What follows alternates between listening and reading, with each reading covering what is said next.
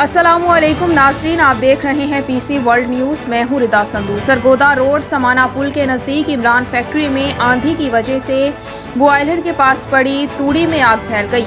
हमारे नुमाइंदे खुसूसी पाकिस्तान गुलाम दस्तगीर की तफसीलात के मुताबिक सरगोदा रोड समाना पुल के नज़दीक इमरान फैक्ट्री में आंधी की वजह से बॉयलर के पास पड़ी तूड़ी में आग फैल गई। कोई जानी नुकसान नहीं हुआ। अभी तक आग पर काबू पाया नहीं जा सका। पुलिस भी मौके पर मौजूद। फायर ब्रिगेड की गाड़ियां आग पर काबू पाने में मसरूफ।